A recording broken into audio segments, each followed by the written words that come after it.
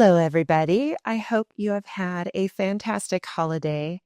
I am so excited to paint something different this season. I need a floral, so I'm excited to paint this one for you guys, and I hope you learn all kinds of wonderful tricks, especially when it comes to painting challenging shades and color tones that are in a white object.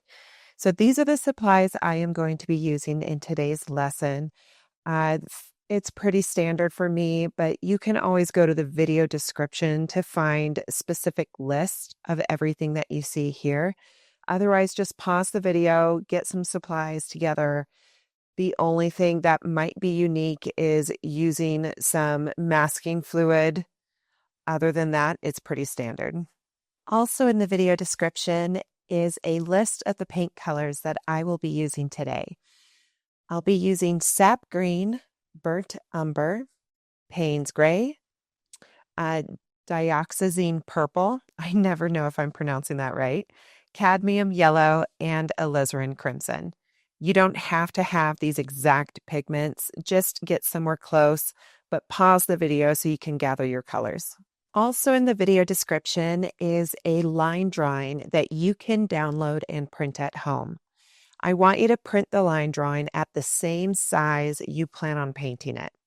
Once you do that, I want you to flip the line drawing over and use a pencil to apply graphite behind the entire line drawing. Once you've done that, you can tape your line drawing in position so that the graphite is touching the top of your watercolor paper. Once you've done that, just trace the line drawing using a ballpoint pen. And just because of your pressure, you're going to be able to transfer all the lines directly onto your watercolor paper.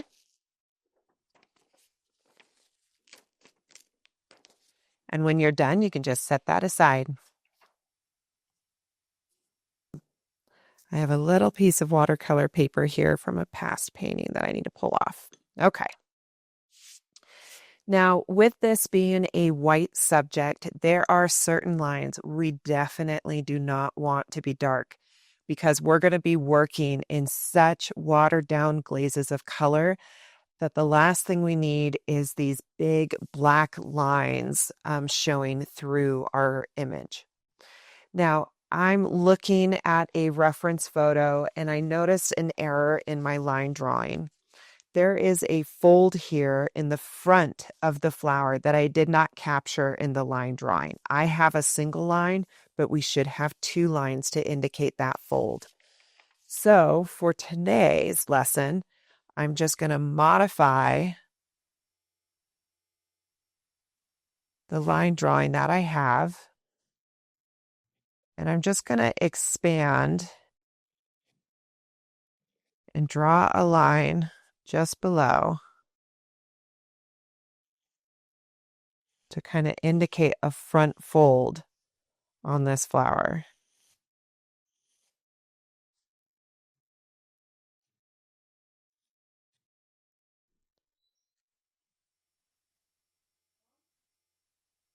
Once you've kind of corrected your line drawing, you might have a couple lines that you need to erase. So just come in with your kneaded eraser or regular eraser, it doesn't really matter, but just adjust and erase the lines that you don't need. You just want to make sure that you've indicated this fold in the front. I also want to make sure that the line that is down the center, and it's indicating a subtle fold there, so there's a purpose for it. But since it is very much central in my subject, I want to make sure that line is almost difficult to even see. So I'm really taking my kneaded eraser, going over that line to lighten it to the point where I can barely see it. And I'm just making sure to lighten up some of the lines that are affiliated with this fold. So the bottom portion of this front fold, I want to make sure to lighten that up real good. This back portion of the fold, I want to make sure to lighten up really good. Otherwise, I feel like the other lines, I should be able to hide them, but just in case, I might lighten some of that up as well. As you can tell, I'm a little OCD when it comes to my pencil lines showing in my finished painting. And then this is a fold. That's what we need. The rest of this looks good. So I'm not going to worry about the rest of these lines. Maybe just a little bit on this lower fold, but otherwise we should be good. Okay, with that being said, let's just be open with each other and admit that when we are trying to paint a white subject, it can be incredibly challenging to get the colors right. So what I find helpful is you take a scrap piece of watercolor paper, you use a hole punch to punch holes in it, and then you position the paper over areas of the painting to help you correctly interpret the colors that your eyes are seeing. So for this central area of the flower, it looks kind of like a gray purple to me. So I'm going to get my large round brush. I'm going to use it to transfer water over to an area of my palette. Once I have water there, I'm going to put a little bit of Payne's Gray into that water. And if I test this Payne's Gray near the hole, I don't want to touch the hole, I can see that the color isn't quite right. So I need to adjust this color. So with that being said, I'm going to add some additional water to lighten it up. But I'm also going to add just a little bit of purple and the tiniest bit of alizarin crimson. And I'm just doing like the tiniest little dollop. And I feel like that's getting closer, but maybe it's a little too much on the purple side. So I am going to go a little crazy and get a little bit of burnt umber to get it more towards a neutral. And I feel like that right there is a pretty close color to what my goal is. So that is a mixture of 4 colors. We have Payne's Gray, we have burnt umber, we have a little bit of purple, and the alizarin crimson. Now, getting exact is not important. It's just about getting the right value. So as long as your value is accurate and you should be able to print out my reference photo, that's going to help guide you. Now that I've mixed that color up, I'm going to locate this color down below. So I'm going to rinse my brush. I'm going to bring some water over to my palette so I can make a new paint color. And this time I'm going to get some of that cadmium yellow, but I need to kind of dull the yellow and make it more of a neutral. So I'm going to grab the tiniest, the tiniest bit of purple. And I'm going to test that out. And that's not bad, but I feel like it's still a little too yellow. So I'm going to get a little bit of alizarin crimson.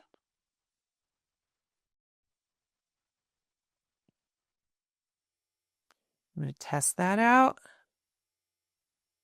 And I feel like we're getting closer. I'm just going to add the tiniest bit of Payne's Gray.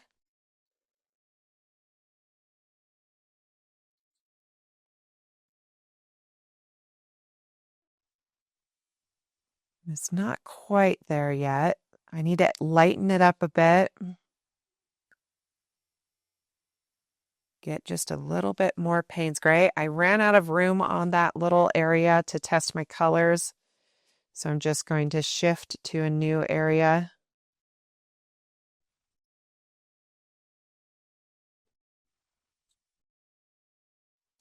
And I feel like that's pretty close. I'm happy with that.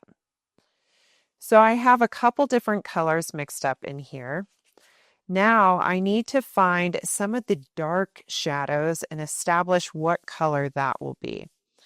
So when we look at this fold, our brain doesn't tell us that that is a black.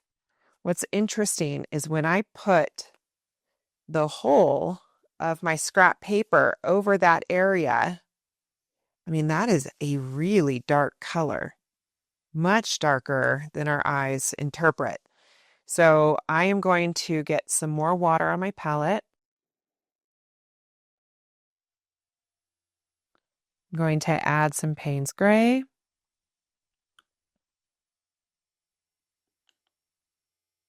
I'm going to add a little bit of purple.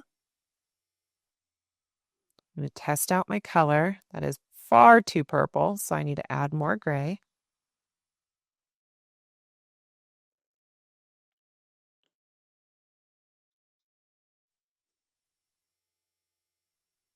So I feel like that's getting closer. It's kind of this gray purple. However, I still see some warmth in there. It kind of looks like some soft brown tones. So I am going to get some burnt umber.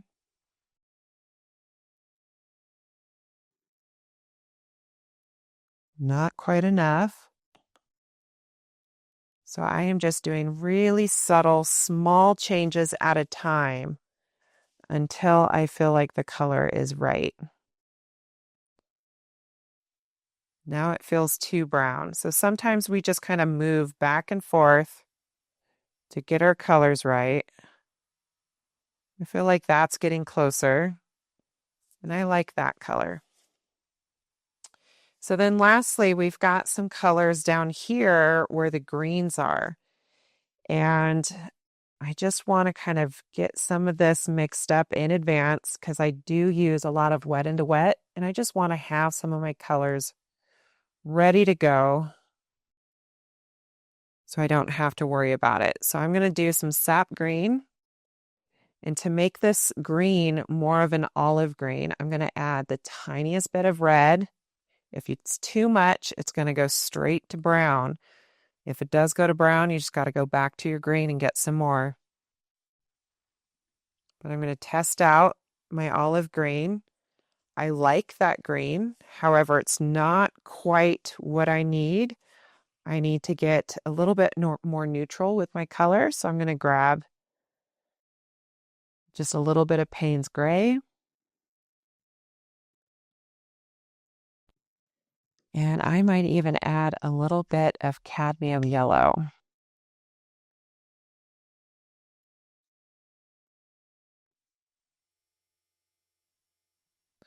And it's not perfect, but I like the color, so I'm just going to go for it. Okay, so I have my colors established. Am I going to be exactly like the photo? Absolutely not. But I'm going to try and be close. And every time I paint this flower, I will get better. So if it doesn't work out on the first shot, then I just come back and try again on another day. I'm not going to let it ruin my experience of just sitting down and painting. So I'm going to make sure my brush is very clean, and I am going to put clean water on the inside of this flower. And I'm being very heavy-handed in this initial application.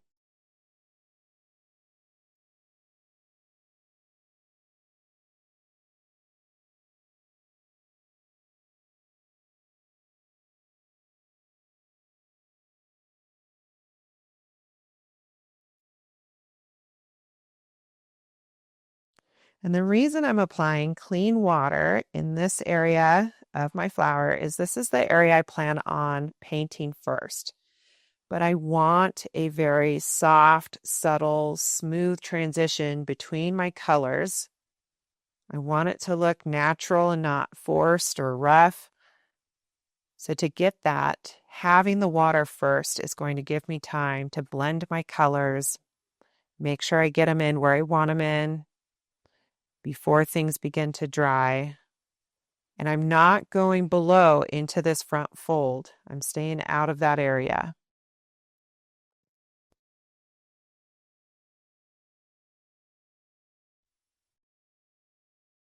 When I get into narrow spaces like the fold I'm in now, I hold my brush more vertically.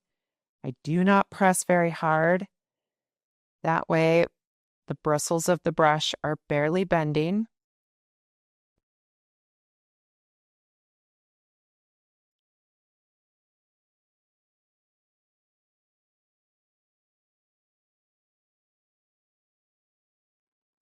If you enjoyed this tutorial, please hit that subscribe button and give me a thumbs up.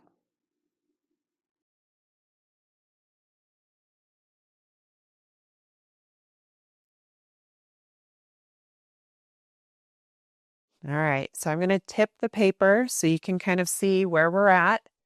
So everything is very glossy, but notice how I do not have puddles, okay? But I am making sure that this is not beginning to dry on me. So I have applied a couple layers of water just to make sure that this stays wet long enough for me to get my colors in. So I am going to grab the first color I mixed up.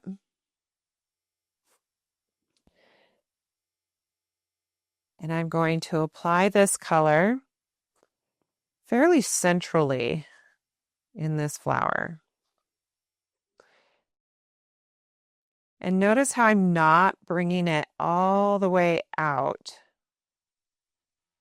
to the edges, because I see that towards the edges, the color softens a bit. So I'm kind of keeping it more central, but I do want this color to go right up against this fold here.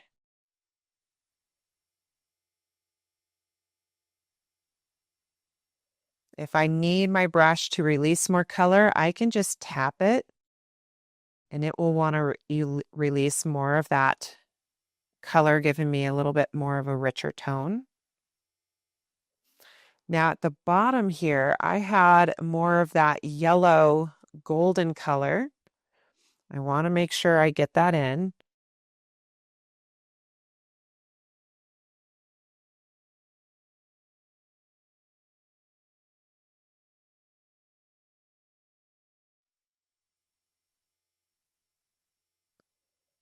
So I'm getting that golden color down here.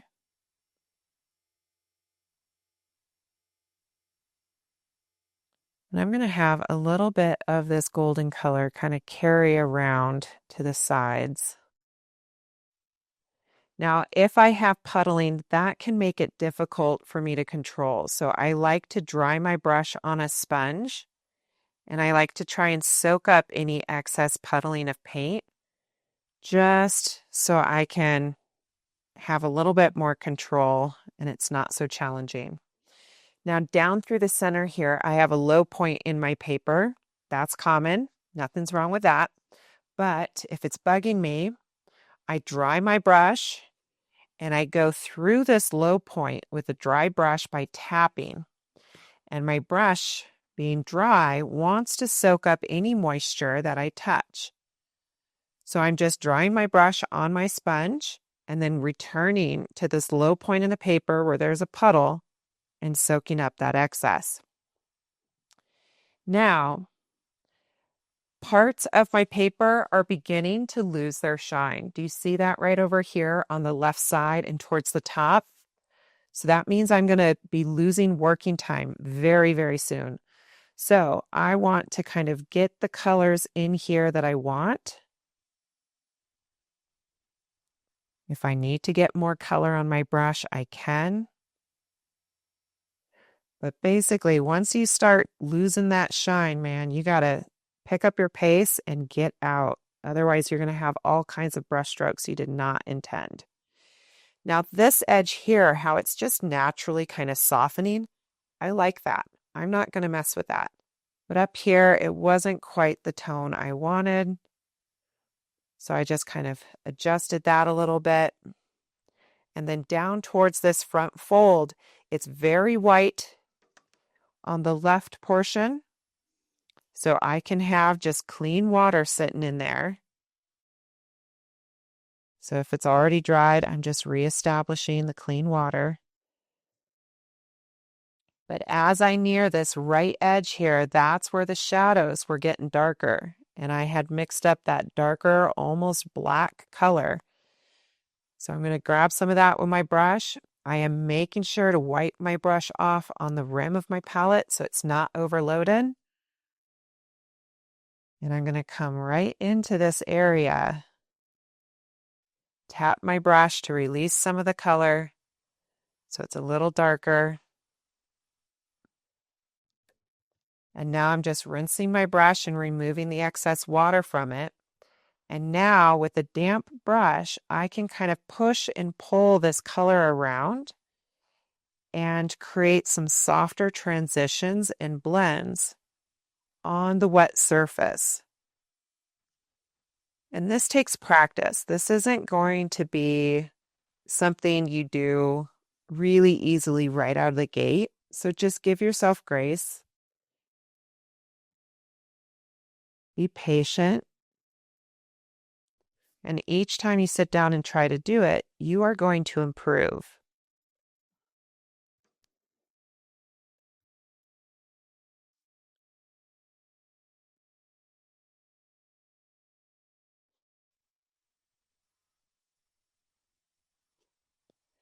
All right, so I like those colors there. Is it perfect? No, but I'm completely happy with them. So now I am going to give this area some space, and I am going to work on the stem here of my flower. I'm going to add some water to the stem. I'm not going into the base of the flower. And if the line drawing didn't extend my stem all the way off the page, I'm just going to extend it myself. My personal preference. I'm going to get some of that olive green I mixed up, and it's going to be a little too light for the whole stem, but I'm going to at least use it towards the top, up against the base of the flower.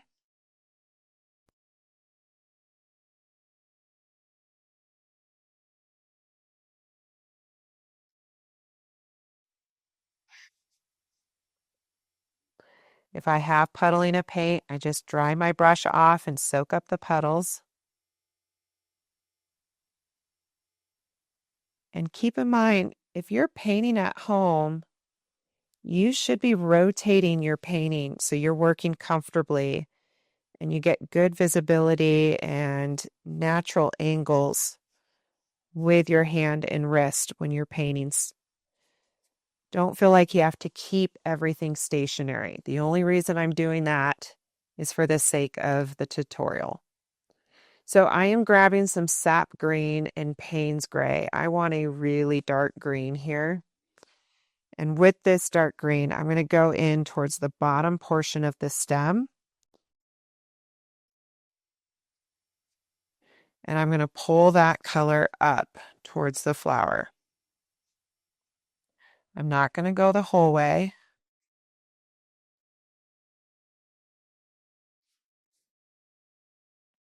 Now I am going to rinse my brush, and I want to switch to a smaller round brush. So this is my number 6.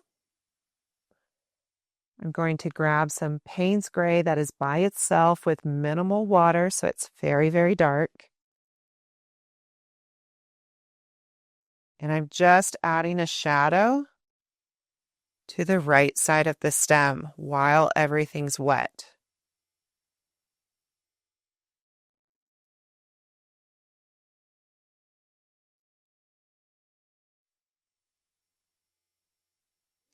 Now, if some of that black is starting to creep into areas where I don't want it, I'm not going to panic. I just grab more of that dark green and I go right next to that shadow and drag that dark green down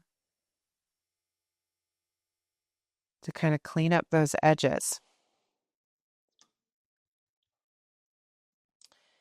Now I'm going to hit this with the blow dryer, same with the stem, so I can continue working on this flower.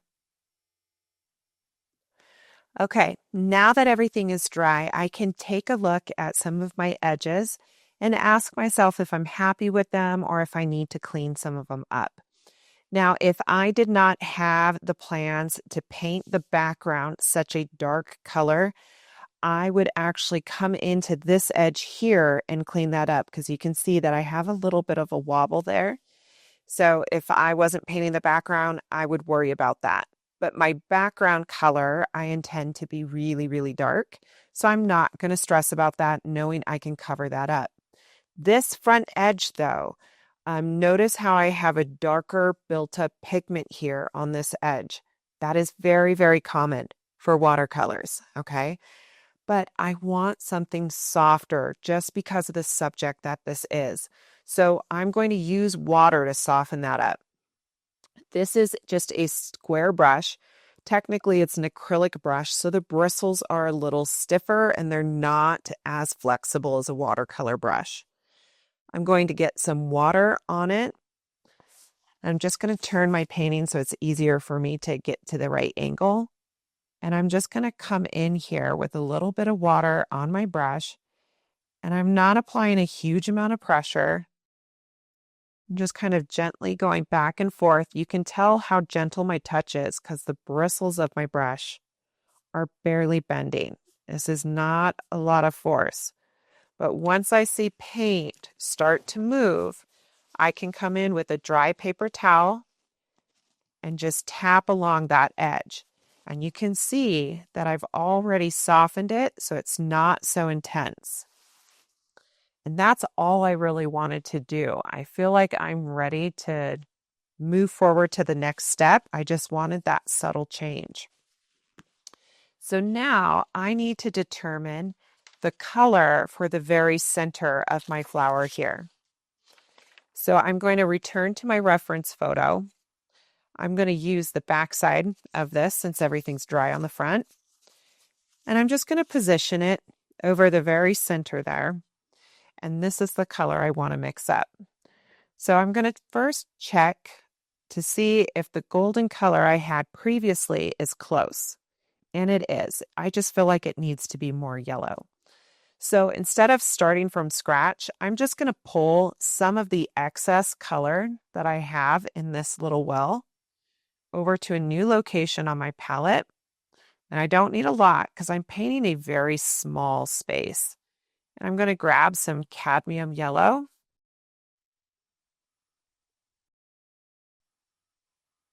And that was probably too big of a change. So I'm just going to adjust by bringing more of that color over.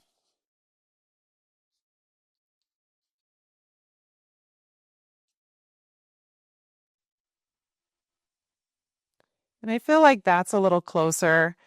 I know I should probably be a little bit more on the brown side, but I like the idea of the center of the flower standing out a little bit more. So for my artistic preference, I am going to make that change. And I'm going to come right in here to the center, and I'm just painting wet on dry for the center of the flower here.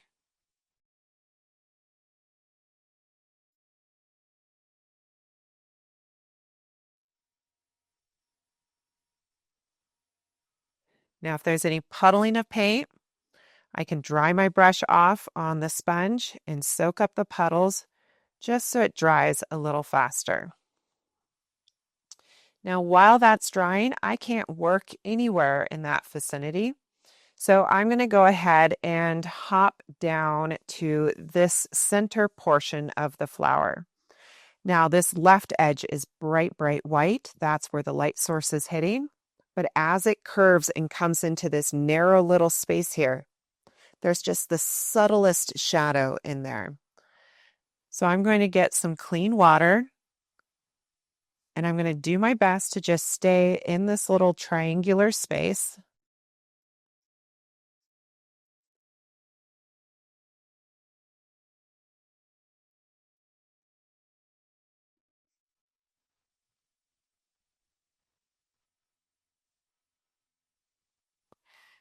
I don't want big puddles. So now that everything is wet, and I'm going to tip the paper so you can kind of see where my water is. So I didn't go into that front fold, and I didn't go down into the fold below. So I just tried to stay in that little triangular space. So everything's wet and well saturated, but I don't want puddles. Puddles make it hard for me to control where the paint is going, and I want to kind of control where the shadow is. If I have too much water in here, when I introduce the paint color for the shadow, it's going to want to really travel and take up this entire shape, and that's not what I want. So I'm making sure to soak up the excess puddling. And before this begins to dry, I'm going to grab the same shadow color that I've mixed up for the main petal, but I'm making sure to wipe my brush off on the rim so I'm not too loaded. And I'm going to come into this little area here.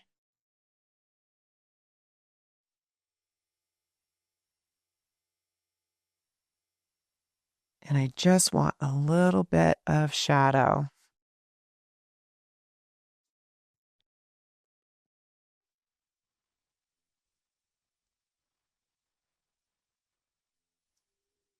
If the color is traveling too far to the left, I simply rinse and dry my brush off on a sponge, and I use my dry, clean brush to push that shadow color back into the zone where I want it. And once I'm happy with it, I have to get out. The more I play in there while it's drying, the risk I have of messing it up. So I'm now going to hop over, skip this front fold, and go to this lower portion of the blossom where we have some like more cream whites that get into a darker shadow, but down here we have kind of these softer lime greens as well.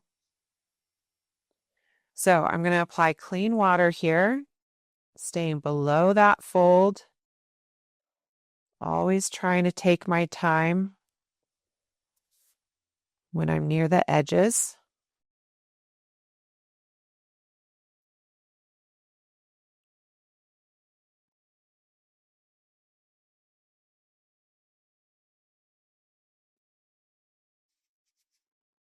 If you enjoyed this tutorial, please hit that subscribe button and give me a thumbs up.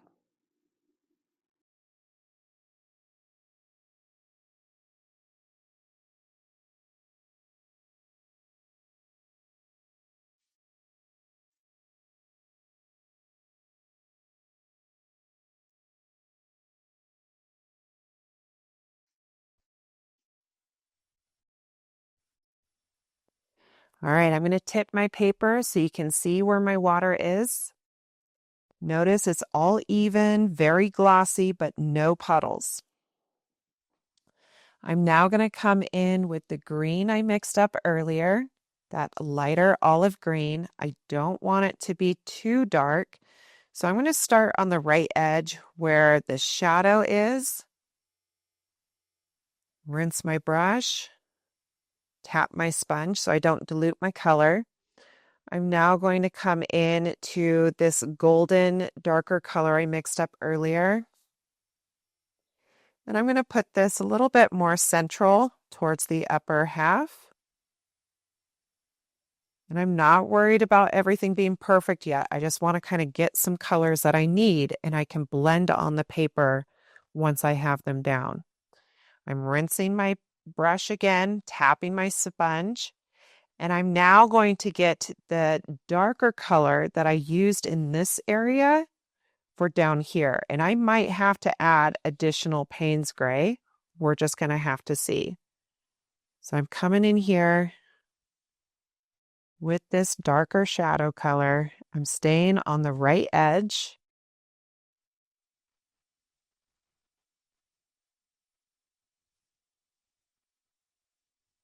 And I do think I have to go even darker still.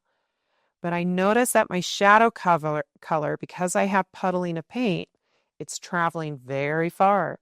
So before I move on, I'm going to use a dry brush to soak up that excess paint and kind of push it back into the zone where I want it to be. Now I'm going to grab a little bit of Payne's gray just by itself. And I'm just going to add it toward the right side.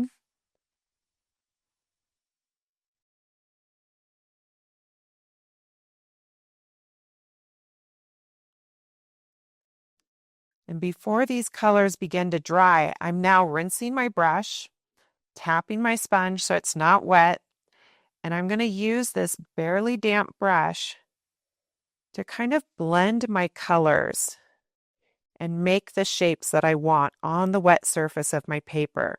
This is one of the funnest things to do in watercolors.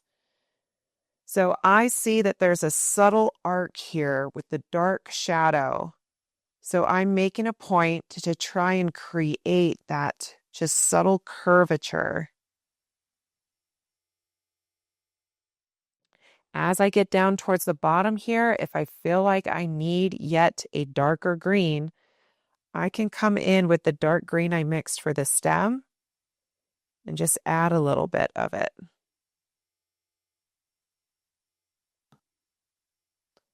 But I can't be too fussy and play in here too long because the paper wants to dry. So I have to kind of make up my mind, get at least close to what I need, and then get out. It may not be perfect, but that's okay. It's a painting. So I feel like I'm happy with that shape. I maintained my bright whites on the left edge here. I have some subtle cream tones through the center, and then it got real dark towards the right. I'm great with that. So I'm going to let that be. And I'm going to hit this with the blow dryer so I don't run the risk of resting my hand in this or smearing it. And then I can proceed with the rest of the folds of the flower.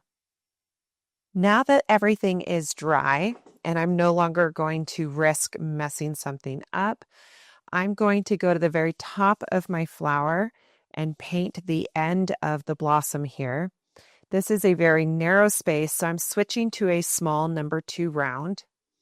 I'm going to just put a little bit of water on my brush, and right in this larger area towards the bottom of the shape, I'm going to apply just a thin amount of water.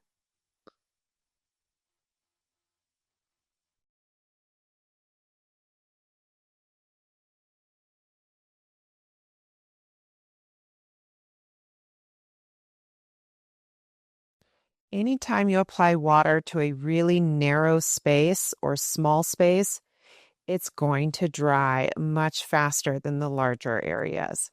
So just be mindful of it and know that it may require 2 or 3 coats before things actually stay damp long enough for you to kind of get your colors and blends in. Now, I want to get some just soft olive green toward the top. So I'm just dunking my brush in my olive green and wiping it off on the rim. I'm then going to come into this space and I'm kind of hugging the right side of the shape.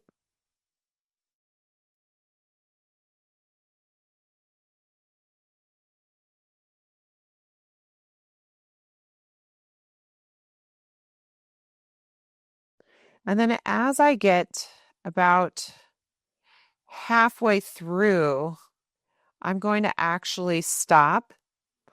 I'm rinsing my brush, tapping my sponge to remove the excess water, and I'm going to get some of that darker shadow color that I mixed up for this forward fold. And I'm going to apply this shadow color along the top of this section.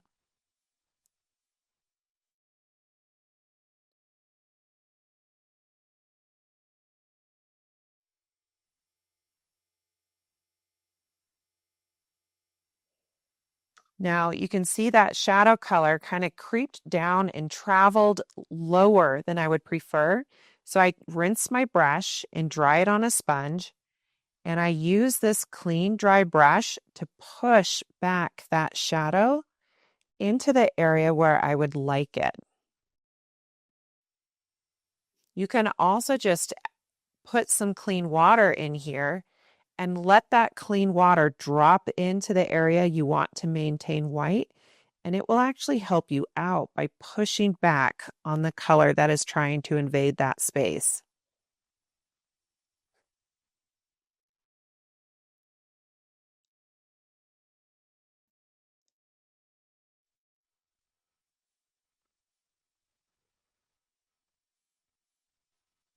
So since things are still very wet, I have some time to kind of fiddle and play to make the shapes and values the way I want.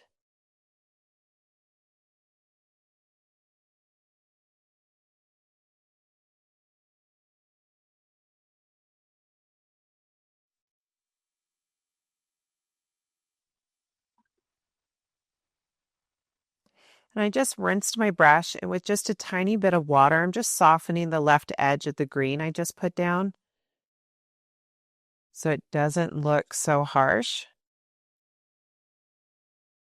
Again, some of these techniques I make look easy, but they're something that I've been practicing for 25 years. So just keep practicing. Sit down and paint, enjoy it, learn from each painting, and you are going to get there. So while that area is drying, I'm now going to return my focus to this area here in the center. So I have this beautiful golden color that starts up around here, and then it kind of gets a little lighter and grays out. It's kind of interesting. So when we look at this shape here, I always like to kind of take a moment to study my photo. I've got this color in. Right next to it is kind of that golden yellow that we mixed up previously. Very similar. As it moves up, though, it gets a little darker. Notice that change in color. So I'm going to have to get darker as I go up into this space. And once I get past that section and I go up into the fold, it kind of goes more towards the purple gray tone. Okay. So I just have to be aware that there's kind of three colors in here that transition. And then as it folds around, it gets really dark on this corner again. So I just want to be mindful of that.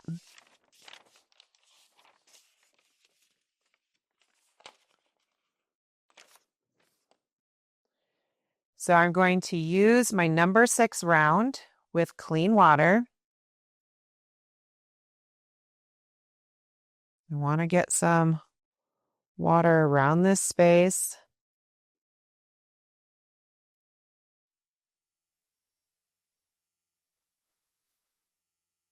Trying my best not to hit that center.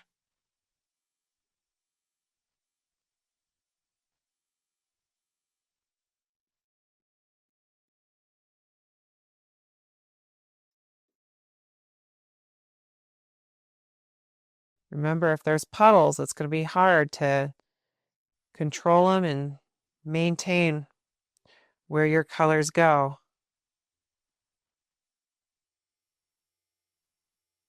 Now, when I tip my paper and I show you where I've applied the water, I want you to notice something. Notice how I created this curve here.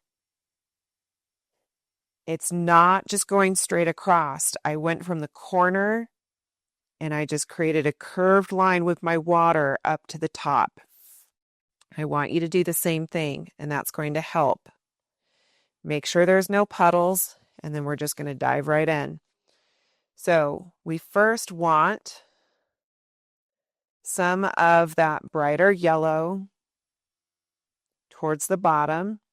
If there's puddling, it's going to be hard to control, so I soak up some of that puddling paint with a dry brush.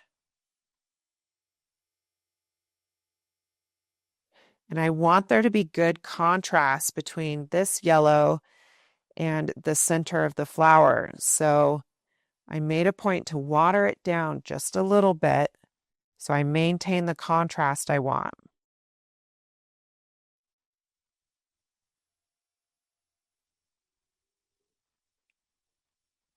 As I get out and away, I can go darker with my yellows. But if I want to kind of create that glow, I need to make sure to not camouflage in my other elements. Now I'm going to get the same tone I used in the center here, kind of that soft, warm purple gray tone. I'm going to use that through this top section. If you enjoyed this tutorial, please hit that subscribe button and give me a thumbs up.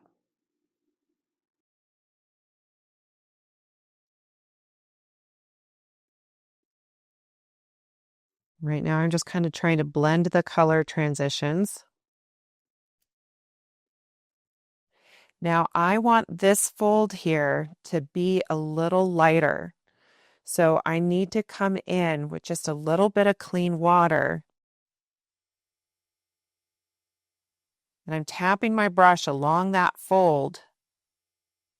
So it kind of helps me by releasing the clean water and pushing back on the colors I have in the center here. Because I don't want to lose that fold. I want to kind of make sure I have that good contrast and it stands out.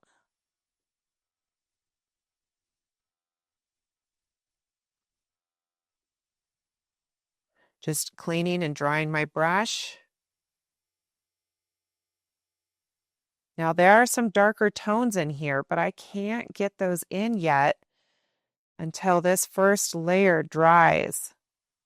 So a lot of times you don't get the final results on the first pass. You got to do it with subtle layers.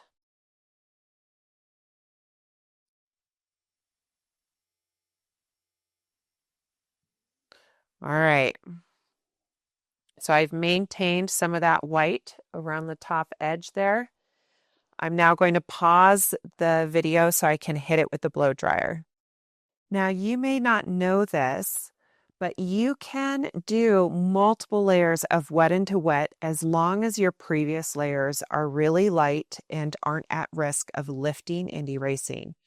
So what I'm going to do now that everything is completely dry in this area, I'm going to apply some clean water. But this time I'm going to stay out of this front fold completely.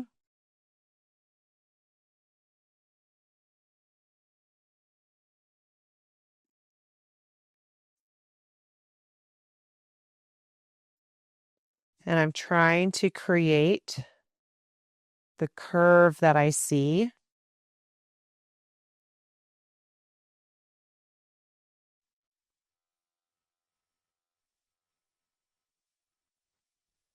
And again, the water should not be sitting in a puddle. That's going to make it very hard to control how far your color travels. And I'm now going to come in and just at the top of this water, I'm going to add a little bit of color in here.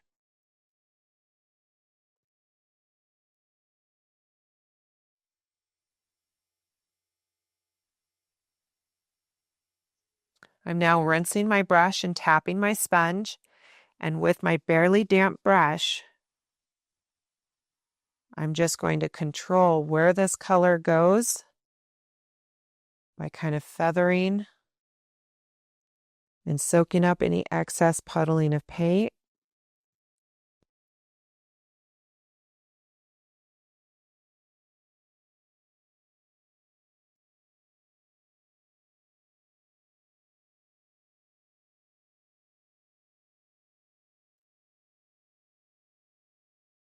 I make a point to go around my edges very slowly and carefully to try and get myself nice clean product.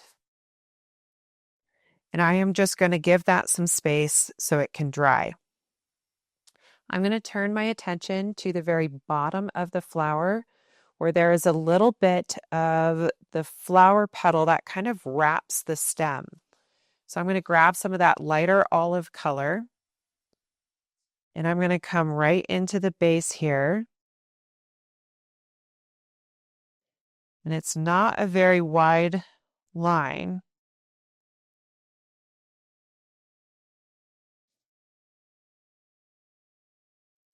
But I just kind of created that shape so it looks like it's wrapping around the stem. I can now go to the really dark green that I had mixed up using Payne's Gray and Sap Green. And I just want a glaze of it, so I want it watered down.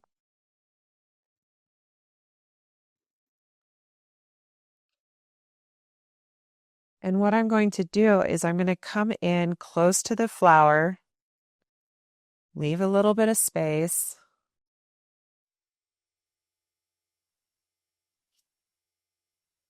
And I just want to push the color of the stem a little darker.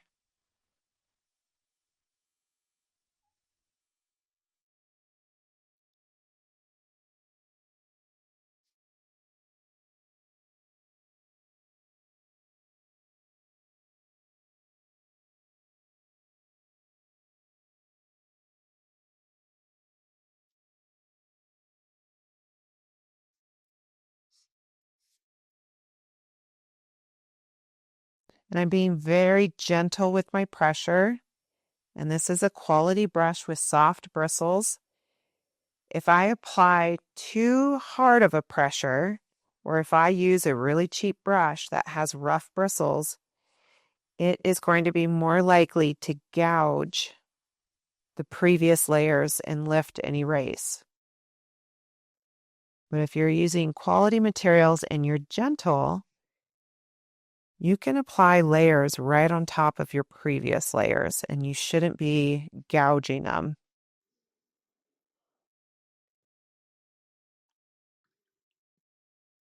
While that stem is drying, I am going to establish a little bit of a darker shadow here to the right lower portion of the flower.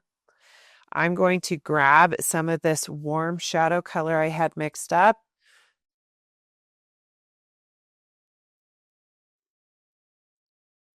And I'm just going to try and create a glaze right on top, just to give this shadow a little bit more of a hard edge.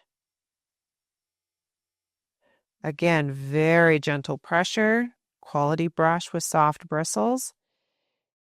And I don't want to go back and forth too many times.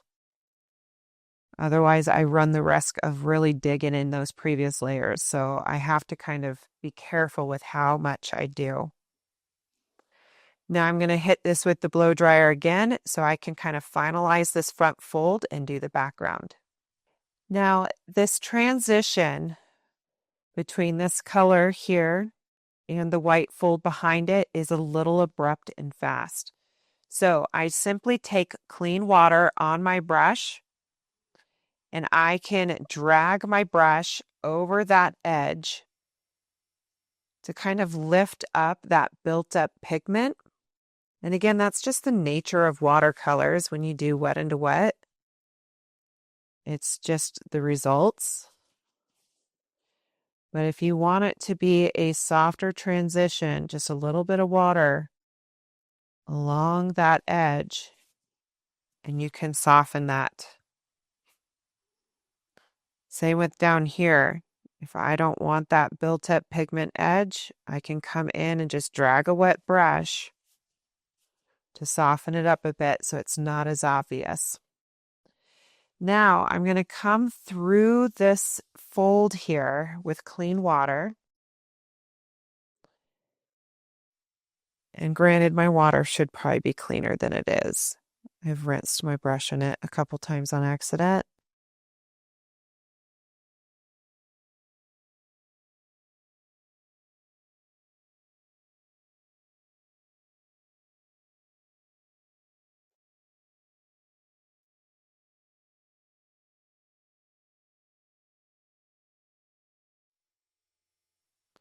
Now, the tricky part of this front fold is I want the top edge of the fold to be white.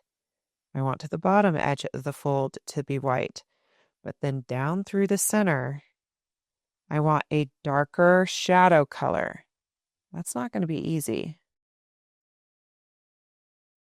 So I'm just going to let you know that I'm going into this next step knowing it's going to be even a challenge for myself. But that's all right.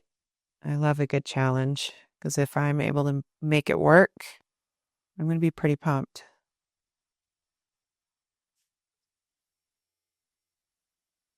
Now, this left edge, if I tip my paper, you can see it's already losing its gloss. That's a heads up to me that I need to tap my brush, release more water in that area, and resaturate it before I bring in my color. Otherwise, I'm just setting myself up for failure. If it's not going to stay wet in order for me to get the effects I want, then I'm kind of not even going to be, it's not going to be possible. See if I can get the words out of my mouth today. All right. Now, the size of the brush you use to introduce paint into an area will affect you. The larger the brush you use, the more paint it's going to want to leave. So if you are having to leave a very narrow amount of color, switch to a small brush. Okay. I am going to get some of the shadow color that I have here. And I'm going to do that for this upper half. And again, I'm trying to stay more in the center. And notice how I'm doing this in one stroke. I didn't just keep dotting my brush because that would release too much paint. And I made sure that my brush isn't too overloaded. Now I'm going to switch to my darker shadow color that I used over on this fold. When I dip in it though, I wipe it off on the rim real good and I go an extra step of tapping the sponge. And I just want to kind of darken up just a part of the fold. And this fold should, or the shadow should come down towards the bottom and then just taper off. Not exactly easy. Now I'm going to rinse my brush, make sure it's clean, and any areas where my shadow expanded a little further than I want, as long as I come in while things are before they're dry, and I come in with a little bit of clean water on my brush, I can drag across that top ridge, and it's going to help push back on some of that color. Same with on the bottom. If I feel like some of it is starting to creep down low into areas where I don't want it, I can just come in and drag my brush with wet water. So that shadow there, it's not perfect, but it's definitely not terrible. So I'm just going to let that be, okay? I'm now going to come up towards the top here, and I need to establish more color in this back fold. And then there's a shadow here that cuts off at an angle. So I'm going to use this shadow color I have here, but I'm going to water it down a bit so it's not as dark. And I'm going to come into this fold. I'm painting wet on dry for this section.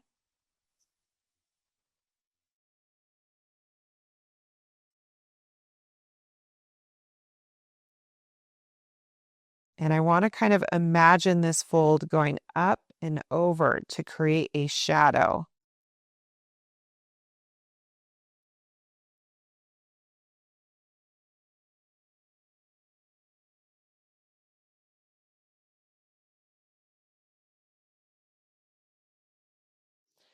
This bottom right edge is a little darker. So I'm going to come into this right side and try and get a little bit more dark into that fold because it's opposite of the light source.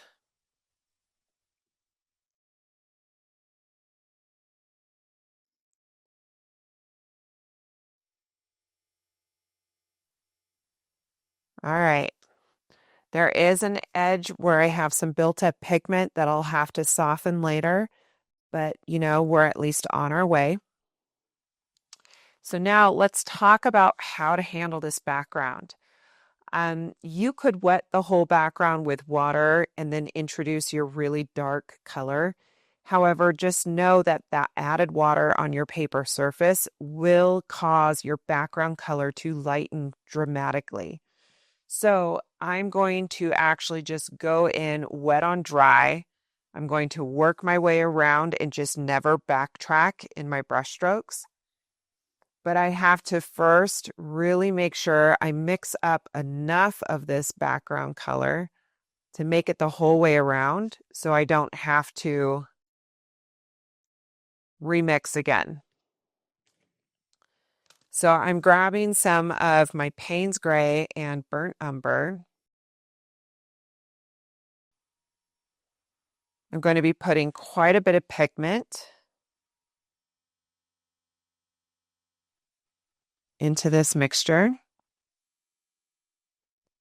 And just, I'm squeezing a little bit of the paint from the tube right onto my wet brush, just so I can get to my darker value faster.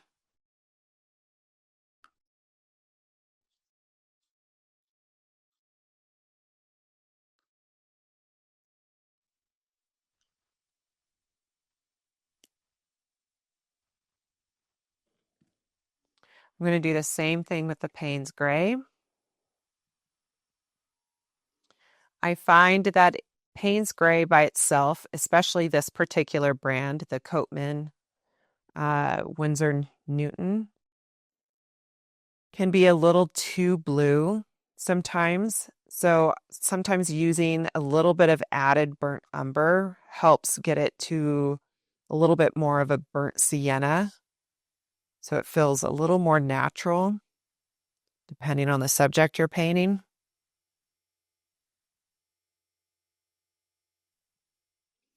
So I'm adding quite a bit of this Payne's Gray because I do want a dark value, but it's going to take me a little while to dissolve all the pigment off the edges of my paintbrush. So I'm just taking my time, trying not to splash.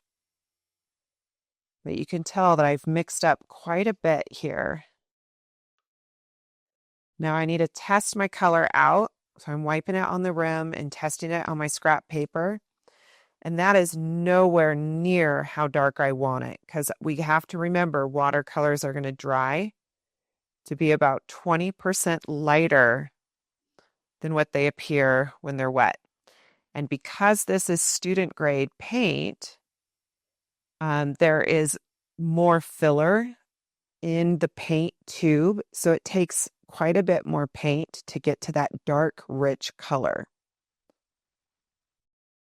But I like to encourage my followers and students to start with this paint so they're not breaking the bank, because I think you can still get beautiful paintings. You don't have to spend $15 a tube. So that's getting better. I'm going to still go darker yet, adding more paint.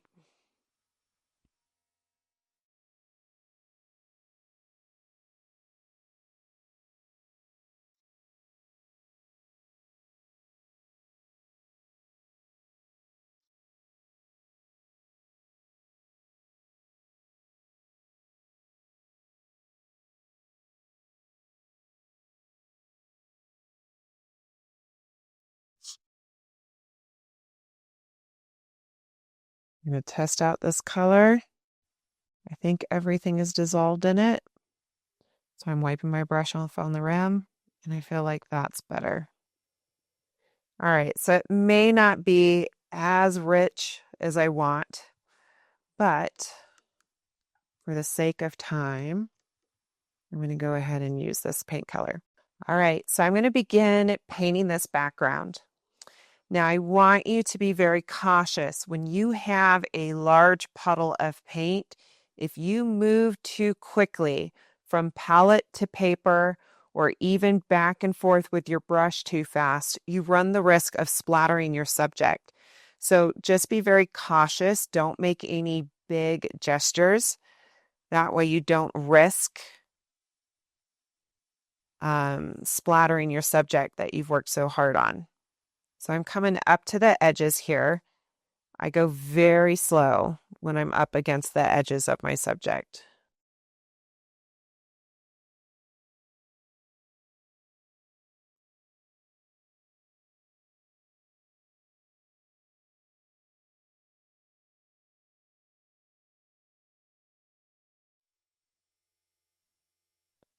Once I get further away from my subject, then I can move a little faster. but I'm always slowing down when I get close to my flower.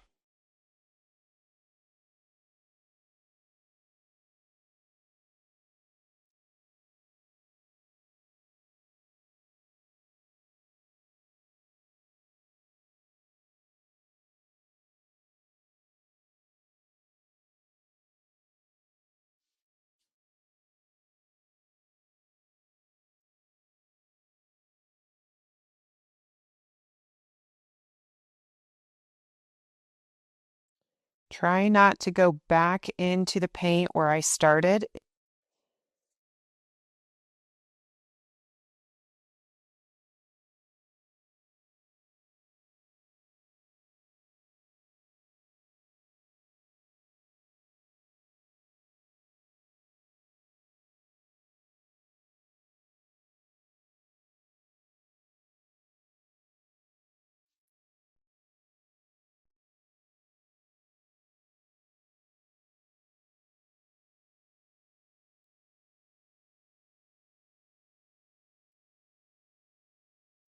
You don't have to paint all the way to the outside edge. That's optional.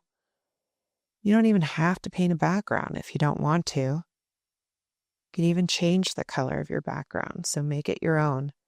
But for the sake of making sure I don't rest my hand in wet paint, I have to rotate my block.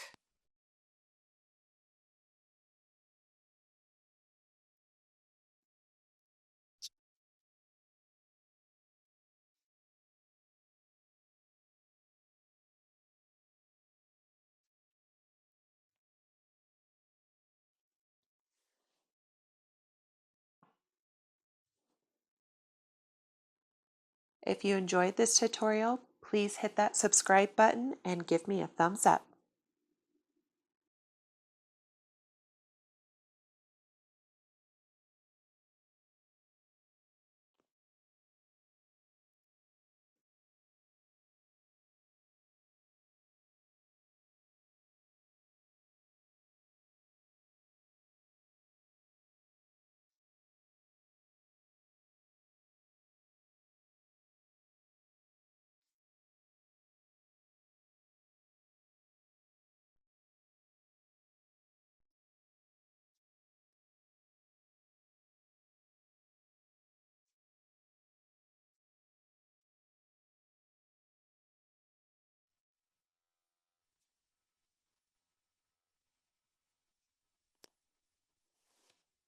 I'm just continuing around the flower.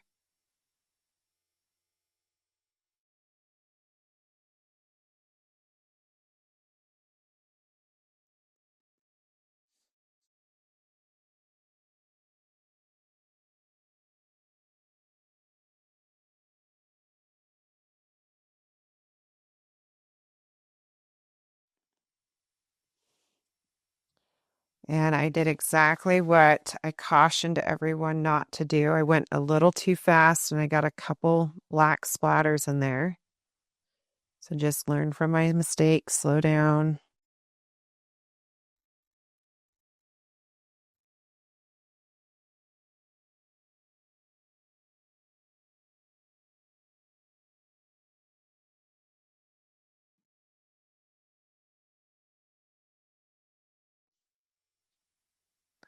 When I get into small spaces like this, I often like to switch to my small brush just for visibility purposes. I don't want to accidentally cover up an essential element.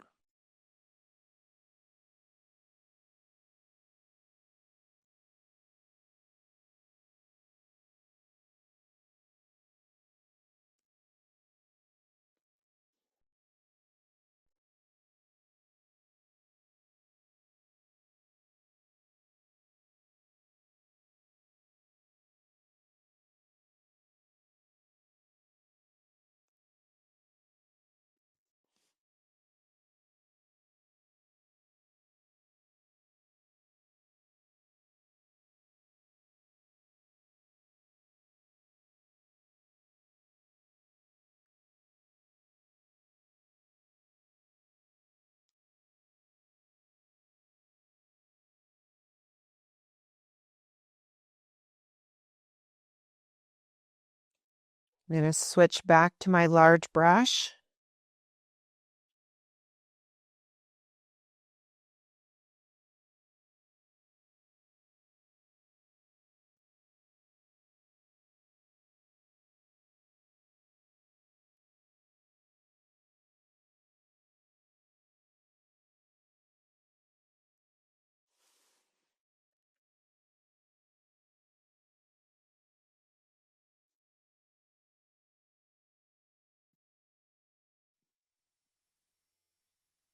I'm in a tight corner here, so I'm switching to my small brush just to make sure I'm able to kind of paint this edge the way I want it.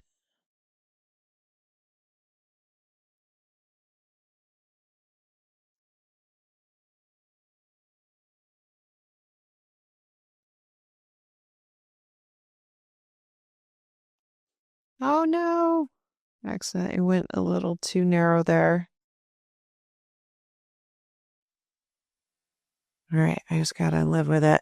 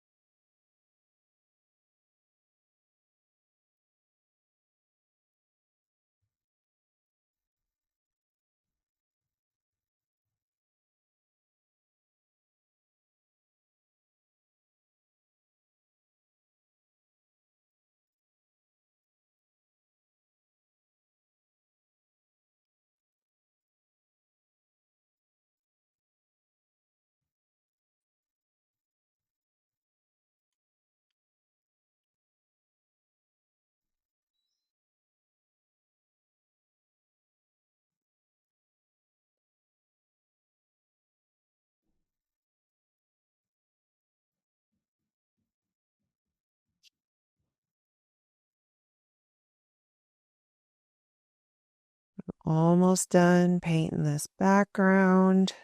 Just take your time, try not to rush.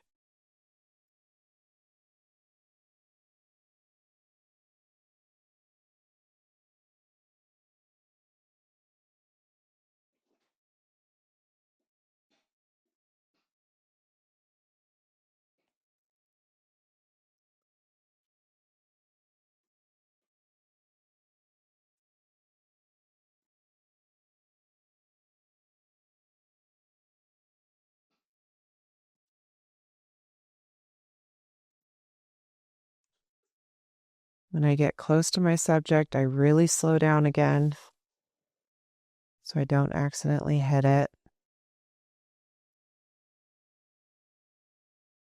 And if you don't know this already, be okay with some of your edges not being perfect. Because a lot of times, if you keep fiddling with an edge in pursuit of perfection, the subject just gets thinner and thinner and thinner to the point where you kind of wish you didn't mess with it to begin with. So be okay with your painting looking like a painting. If we wanted a photograph, we would have just printed the photograph and stuck it on the wall. So just be patient with yourself. So now that we have this background in, it is very, very dark and it makes the flower pop, but I still have some elements on the flower that I want to work on. So I need to hit this background with a blow dryer. But before I do that, I need to really make sure there is no puddles of paint on the background. The last thing we want is puddles of black paint. splattering onto our white flower. So just be mindful of how much puddling you have. Soak up any puddling that you might have. And if you're uncomfortable using the blow dryer, just come back to it in 30 minutes and it'll be dry. Now that the background is dry, there's a couple details I need to improve. When I look at these two portions of the flower, they are very similar in value. I need to make sure that I have good contrast, so I need to darken up the right side so that I can at least make those two areas separate and distinguishable. So I'm going to use my number 6 round. I'm going to use that golden color.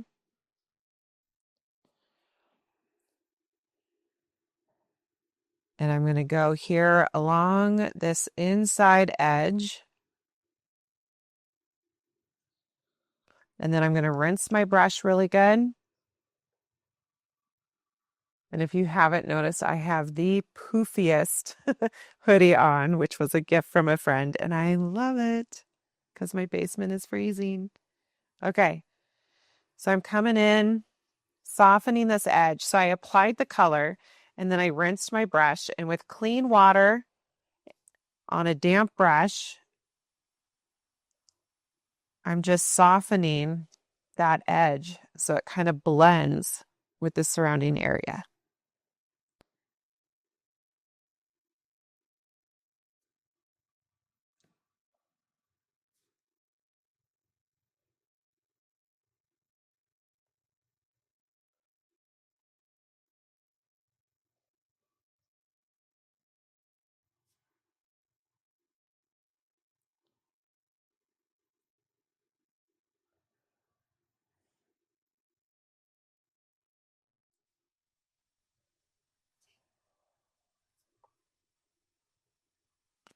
I'm also going to take this golden color and do a layer on top of the center of the flower here. I want that to be darker.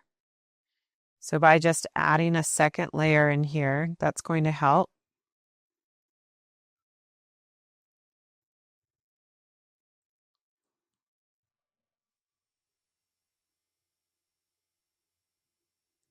And I'm going to have to come back to give more definition to the edges, but for now, I'm okay with this.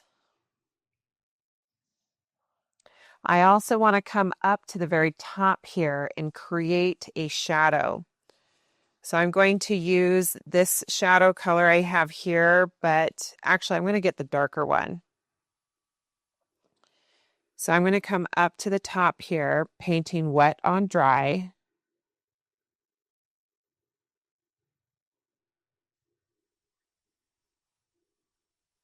I'm going to rinse my brush. And with clean water, I'm going to soften this edge. So I want to kind of pull down to where I think that fold will go.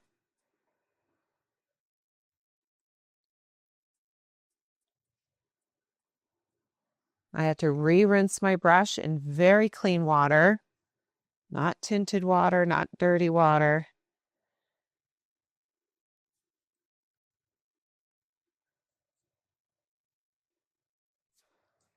Rinsing my brush again in very clean water.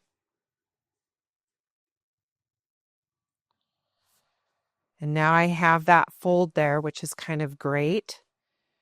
I'm going to switch my brushes. I want to get that darker shadow color again, but I want to tap the sponge so I'm not overloading my brush. And I want to get a little bit more of a shadow, very thin.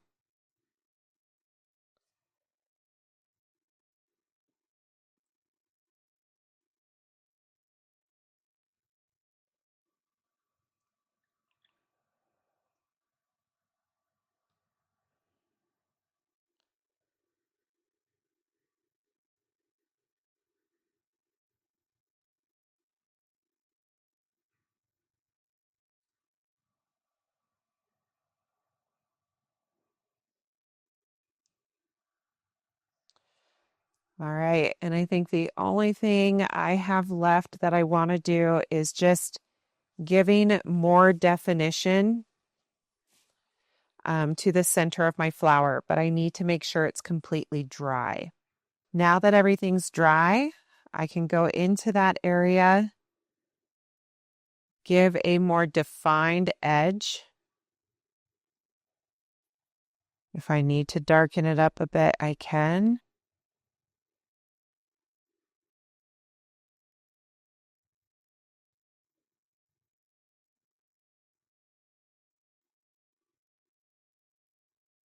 And the right side should be slightly darker. So I'm going to get some of the shadow color that I have just to darken up that right edge.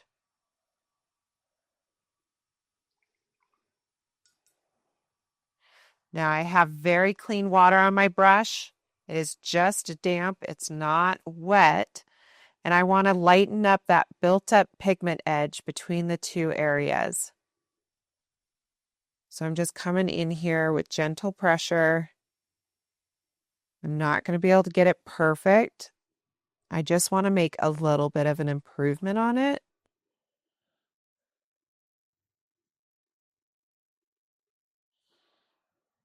And I think that's at least better than what it was. And then last but not least, I would like to clean up kind of the top edge here of this fold. I feel like there are some wobbles in there that I don't care for. So I'm going to use some of this bleed-proof white paint. I'm just going right into it with my brush. It's a clean brush.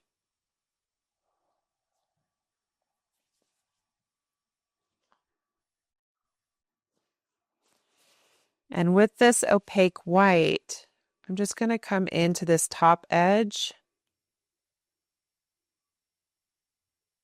because there are some pencil marks there that are bugging me.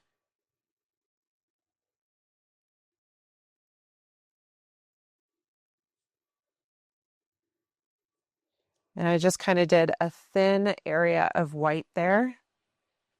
And I like how that looks. And I might do the same just in the bottom of the front fold here.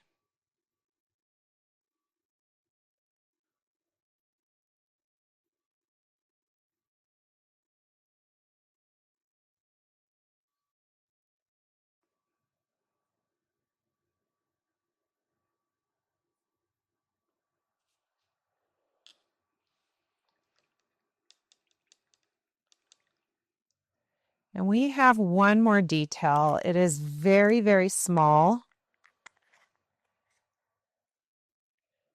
I like to add the texture of the ridges of the petal down the side here. So I'm going to use the shadow color I mixed up for the center of my flower here, that warmer shadow color, and a small brush. And I'm just going to follow the curve of the shadow there.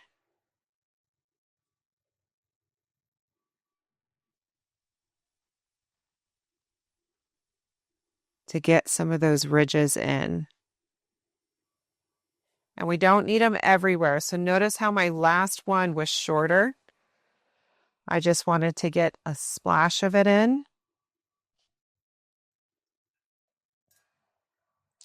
And there we have it. I hope you guys enjoyed this tutorial. Please give it a thumbs up, follow me, share it with friends. Let me know what else you would like me to teach you how to paint. Have a fantastic week.